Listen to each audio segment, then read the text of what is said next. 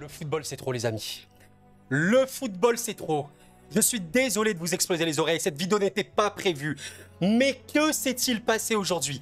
Que s'est-il passé dans cette CAN aujourd'hui? Je sais pas quand vous regardez ça, mais ce 22 janvier 2024, que s'est-il passé entre ces équipes-là? Je sais même pas par quoi commencer, les amis. Je suis désolé, c'est une vidéo qui va être un peu décousue, etc. Mais on est là pour parler de la CAN, de la question suivante. Essayez de répondre à cette question.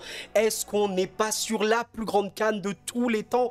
Tous les temps, je ne sais pas, parce que j'étais pas né et je connais pas bien le football avant le 21e siècle, surtout le football africain. Mais en tout cas, dans l'ère moderne, est-ce qu'on n'est pas sur une CAN hallucinante, qui est peut-être la plus grande CAN de tous les temps? Je sais que beaucoup ne suivent pas la CAN, mais là, je vous invite sincèrement, regardez la CAN. Regardez la CAN si vous pouvez, vous avez un peu le temps. Regardez, on est sur une CAN, on va le voir petit à petit au fil de cette vidéo. On va parler du jeu des équipes, on va parler du niveau des équipes surtout, on va parler du scénario, on va parler des favoris, des cadors et des outsiders, même des petites équipes. Et on va se rendre compte que c'est, oui, peut-être la plus grande CAN de tous les temps. Mesdames, messieurs, regardez un petit peu ce 22 janvier. Qu'est-ce qui s'est passé? Un Guinée équatoriale, Côte d'Ivoire, hallucinant, légendaire, mythique, légendaire, peut-être le plus grand match de l'histoire de la Guinée équatoriale, j'en sais rien. En tout cas, on sait qu'ils sont déjà allés en demi-finale quand ils ont fait chez eux. Et peut-être un des pires matchs, si c'était le pire match de l'histoire de la Côte d'Ivoire. Pays organisateur, les amis, pays organisateur qui s'est fait éteindre, humilié, exterminé par cette Guinée équatoriale. Et à l'heure où je m'exprime, on ne sait pas si la Côte d'Ivoire sera en 8e. Il ne faut pas se mentir, les amis. Il faudrait un miracle parce qu'avec 3 points et une différence de but de -3, il faudrait vraiment espérer, par exemple, que la Namibie ne gagne pas, ne prenne surtout pas de points, espérer, je sais pas, que l'Algérie perde et encore, parce que la Mauritanie sera quoi qu'il arrive devant, c'est très compliqué. Mais que se passe-t-il ensuite, après ça, ce 22 janvier, c'est terminé avec 2 autres matchs en même temps, ce Mozambique-Ghana, absolument débile. Que s'est-il passé ce soir? Le Ghana qui n'avait plus remporté de match depuis 2019 en Coupe d'Afrique.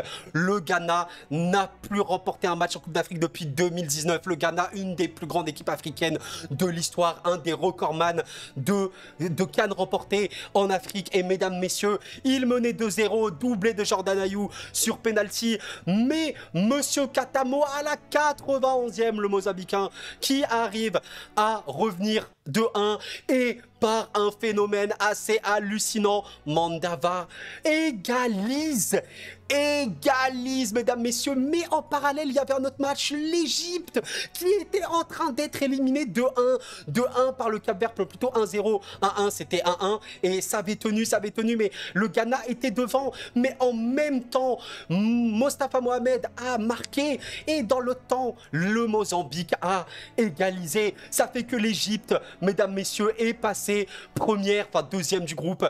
Mais juste après l'égalisation de Mostafa Mohamed, après beaucoup de VAR, c'est Brian Silva Texera Junior qui a marqué à la 99e et qui a fait que l'Égypte a été encore une fois contraint à subir le nul. 2-2, 2-2, 2-2. Voilà les scores de l'Égypte dans cette compétition. Que s'est-il passé? Que s'est-il passé, les amis? Les scénarios que je suis en train de vivre et qu'on est en train de vivre tous ensemble dans cette CAN, c'est des scénarios que j'ai rarement vus dans l'histoire du football. Je suis jeune, donc j'ai pas tout vécu, et je sais qu'il y a eu aussi des grandes histoires. Mais en tout cas, dans le foot africain, c'est historique. Et là, ça me rappelle la Coupe du Monde au Qatar, avec des scénarios improbables, des trucs délirants. Le Japon qui bat l'Espagne, l'Allemagne notamment, la Corée sur le Money Time. Je sais que le Cameroun avait battu le Brésil également. Qu'est-ce qui se passe?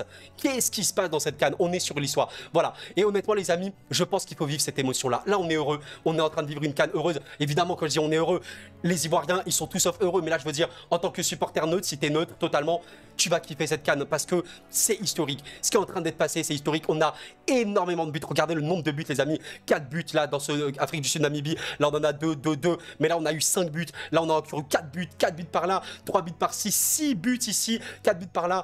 On est sur une compétition exceptionnelle. Et honnêtement, oui, je suis d'accord. Il y a des matchs qui ne sont pas le plus beau niveau, le plus haut niveau, le beau jeu, etc. Mais c'est le cas de toutes les compétitions au monde, que ce soit dans le football de club et dans le football de sélection. En Coupe du Monde, à l'Euro, on a déjà vu des matchs dégueulasses, absolument ignobles, où tu t'ennuies, tu dors, les Mexique-Chili, les France-Danemark en poule parfois, voilà, tu connais. On a déjà eu ça, donc c'est pas un argument. Mais au-delà de ça, le football de sélection, on sait qu'on peut pas le travailler de temps en temps, enfin, de manière importante, et il faut un petit peu se libérer. Mais on a des équipes africaines qui se sont libérées, et c'est maintenant que je dois parler des favoris, VS, les non-favoris, les petites équipes. Je dois absolument parler du Cap-Vert, notamment de la Guinée équatoriale. Les amis, c'est des équipes qui ne sont pas attendues, mais c'est des équipes qui sont des équipes pièges. Et la Guinée équatoriale, ce qu'elle vient de réaliser, terminer première d'un groupe avec le Nigeria et la Côte d'Ivoire. Le Cap-Vert qui termine premier devant l'Égypte et le Ghana. À eux deux, l'Égypte et le Ghana, ils ont quoi, 11, 12 cannes. Le Cap-Vert termine première. Je ne sais pas si on se rend compte. On a vu notamment ce groupe de l'Algérie. Vous savez, moi, je supporte l'Algérie. L'Angola qui est actuellement première avec le Burkina. C'est une compète de dégénérés. La Tunisie, avec un seul petit point, peut toujours espérer se qualifier. On a vu un RDC Maroc exceptionnel également. Les amis, c'est un délire, c'est un délire. On est sur une compétition où, en fait, on se rend compte d'un truc, les amis, le football a trop évolué. Le football a trop changé. Moi, je trouve que à une époque, vous savez, on avait des équipes comme ça, très fortes, et des équipes en dessous beaucoup plus faibles. Et honnêtement, ça serait vraiment rééquilibré. Aujourd'hui, on est dans un football où, honnêtement, tout le monde peut battre tout le monde. Et ça se voit encore plus dans le football de sélection. Il ne faut pas oublier qu'un match de foot, ça peut se travailler. Sur un match, tout est possible. T'as beau l'étudier tactiquement, techniquement, de A à Z, du début à la fin, parfois, le supplément d'âme, c'est ce qui fait la force, j'ai envie de dire, le shonen, comme si on était dans un manga, dans une série, dans une fiction. Et au-delà de ça, j'ai envie d'aborder l'aspect mental. Les amis, je suis obligé de l'aborder.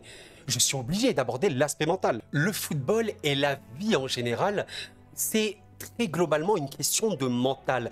Dans la tête, si tu es armé pour affronter les épreuves de la vie, et là on va parler de football, on va pas trop se disperser, si tu es armé à faire une compétition qui va être douloureuse, tu vas beaucoup plus être apte à faire quelque chose de grand. Et les petites équipes, mais quelle pression elles ont? Elles ont aucune pression, mais elles sont pas attendues, tout le monde s'en fout d'elles, très honnêtement, pas pour être méchant, mais honnêtement. Qui s'intéresse à la Namibie, le Cap-Vert, à part évidemment les gens qui sont de cette nationalité. Mais parfois tu peux les sous-estimer, parfois tu dis bon, Osef, on va faire le taf, on est les plus gros. Donc ces équipes-là, elles arrivent en mode, les gars, on est là, mais on fait pas du touriste. On fait pas du tourisme, on est là pour montrer qui on est. Et on veut montrer qu'on est fort, on est capable de faire de grandes choses. Et on l'a vu. Et on l'a totalement vu, à contrario des favoris où t'as attendu, le Sénégal est attendu, le Maroc est attendu. Alors parfois, tu peux totalement faire les choses bien. Regardez le Sénégal, tout est allé très bien. Le Maroc, c'était un peu plus compliqué là par rapport à la RDC, voilà. L'Algérie, on a vu que c'était très compliqué aussi. La Côte d'Ivoire, bah, regardez ce qui s'est passé. La pression mentale dans la tête, les amis, dans la tête. Et ça, c'est tout. Parce qu'un match de football, c'est un bras de fer. C'est un bras de fer. Mais si le bras de fer, il est très serré, qu'est-ce qui va faire la différence? C'est la tête. Pourquoi la Côte d'Ivoire s'est faite éteindre? Dans la tête, ils ont craqué. Tu perds 1-0, donc tu essaies de revenir au score rapidement. Tu égalises hors jeu. Tu réégalises encore hors jeu. Tu commences à devenir cinglé un peu. Surtout qu'on est à la 75e minute. Et à côté, la Guinée équatoriale tire. But de 0. Qu'est-ce qui se passe dans la tête? T'es mort. T'es complètement mort. T'es mort instantanément. Le troisième juste après. Là, c'est là où t'as le mental de l'élite de l'élite. Si tu reviens, t'as un mental de fou. Et c'est pour ça que j'ai envie d'aborder notamment l'Égypte ou l'Algérie. L'Égypte, c'est encore mieux parce que là, ils sont qualifiés. Ça, les amis, si je vous dis que l'Égypte aujourd'hui, c'est limite le favori maintenant à la CAN. Tu me dirais, bon, Koro, arrête, hein, il y a le football aussi, on voit que l'Égypte, c'est aussi fébrile, etc. Et c'est vrai. Sauf que les amis, à l'instant T, c'est l'Égypte. L'équipe la mieux armée psychologiquement. Parce que là, en 3 matchs, ils ont vu les ténèbres. Les ténèbres. Oh, ils les ont vus, mais salement. C'est vraiment pas des petites ténèbres tout doucement. Ils ont vu les ténèbres. Les Égyptiens, ils ont connu les ténèbres. Là, tu vois, ça sniffe les ténèbres, ça pue. Ça fait que là, ils arrivent en 8e. Mais dans la tête, tu peux pas leur mettre à l'envers. Même si tu mènes 3-0 contre l'Égypte en 8e. Mais qui te dit qu'ils vont pas revenir 3-3 et te battre? Je pose la question. L'Algérie aussi, si elle se qualifie, elle a cet avantage-là. Parce que les 2 premiers matchs, ils étaient très ténébreux. Notamment le deuxième où ils égalisent à la dernière seconde. Tu vois cet avantage un petit peu? Contrairement à un Sénégal qui, évidemment, je dis pas que le Sénégal peut totalement gagner la CAN, mais Ils sont bien, ils sont favoris. Tu peux avoir une forme de tranquillité, de relaxation. Évidemment, il ne faut pas le faire. Il ne faut pas trop se dire, allez, c'est bon, on est bien tranquille. Mais admettons que le Sénégal a des phases de poule très très tranquilles, des huitièmes ultra tranquilles, et en quart, imaginez, ils sont en ultra difficulté d'un coup. Qui te dit qu'ils vont rebondir? Peut-être, évidemment, peut-être. C'est une très très grande équipe, peut-être. Mais peut-être que ce ne sera pas le cas. Contrairement à une équipe comme l'Égypte, même si elle est menée 1-0 en huitième, mais elle s'en foutra. Mais elle s'en foutra. Elle a été conditionnée, là, c'est bon. L'Algérie, si elle passe, imaginez, elle passe en galérant à mort contre la Mauritanie. Ils sont conditionnés également. Vous comprenez ce que je veux dire? Le football, l'aspect mental, les amis. L'aspect mental, et dans la vie en général, quand tu es préparé ou quand tu as vécu l'adversité très sale, Terminator, t'es parti. Les amis, voilà, vraiment, je voulais vraiment faire cette vidéo. Bon, là, je sais pas pourquoi je suis sur cette page. Je voulais vraiment faire cette vidéo sur la CAN. Une CAN historique, une CAN légendaire. Je pense qu'on est vraiment sur les prémices de la plus grande CAN de tous les temps. On fera peut-être une vidéo beaucoup plus complète à la fin de cette CAN pour évoquer un petit peu de tout ce qui s'est passé. Mais voilà, des scénario de dingue, le Cameroun au bord de l'élimination, l'Algérie qui a toujours les mains entre ses pieds, le destin entre ses mains, pardon, ça veut absolument rien dire ce que je dis, je suis trop ému, qui est dans une situation critique, la Tunisie, situation très critique également, le Maroc qui est normalement qualifié maintenant, voilà, le Cap-Vert, premier d'un groupe avec Égypte et Ghana, la Guinée équatoriale, premier d'un groupe avec le Nigeria, la Côte d'Ivoire, le football. Les amis, c'est le football. C'est le football. Bref, j'espère que vous avez vraiment apprécié cette vidéo. Pensez à la liker, à vous abonner si ce n'est pas fait. Ça fait toujours très plaisir. Ça aide énormément la chaîne. Et vraiment, mon message final, même si vous n'êtes pas africain, et j'ai limite envie de vous dire que c'est limite mieux, parce qu'en fait, vous n'attendez rien. Vous comprenez? Vous n'attendez absolument rien. Vous vous posez, s'il vous plaît, regardez la CAN. Là, on a vécu des matchs, je peux en citer, je pense, 10. Exceptionnel ou proche d'exceptionnel. Voilà. Là, ce qu'on a eu, le Mozambique-Ghana, le Côte d'Ivoire, Guinée équatoriale et le Égypte, Cap-Vert, ces 3 matchs en une journée, on est sur des trucs légendaires limite. C'est limite légendaire. Guinée équatoriale, Côte d'Ivoire, c'est légendaire. C'est déjà dans l'histoire du football africain. Les scénarios parallèles de Mozambique-Ghana et Égypte Cap-Vert, c'est historique. En une seule journée. Et avant, il y a eu beaucoup de choses. Il y a eu énormément de choses. Le football africain a énormément progressé, je suis très heureux de ça. Il y a des équipes qui jouent vraiment très bien, qui proposent vraiment du beau jeu. Je pense notamment au Maroc, même si c'est un peu compliqué en ce moment, une équipe qui a énormément progressé. Le Sénégal, c'est extrêmement beau, extrêmement beau. L'Algérie, quand ça veut, c'est extrêmement technique, c'est peut-être l'équipe techniquement qui peut être la plus poussée. Quand on voit le Cap-Vert, la Guinée équatoriale, ça joue super bien. La Namibie, qui s'est certes fait éclater 4-0 par l'Afrique du Sud, c'est super beau, etc. etc. Le football devient de plus en plus serré. Avant, on était comme ça. Maintenant, on se rapproche comme ça, petit à petit. Et maintenant, j'ai limite l'impression que c'est qu'une question dans la tête. Dans la tête, si t'es armé, tu peux gagner.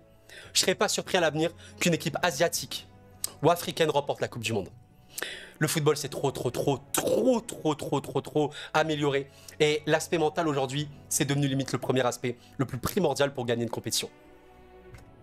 C'est incroyable. Les amis, merci d'avoir suivi la vidéo, c'était Koro. Vive le football, vive cette CAN merveilleuse et légendaire.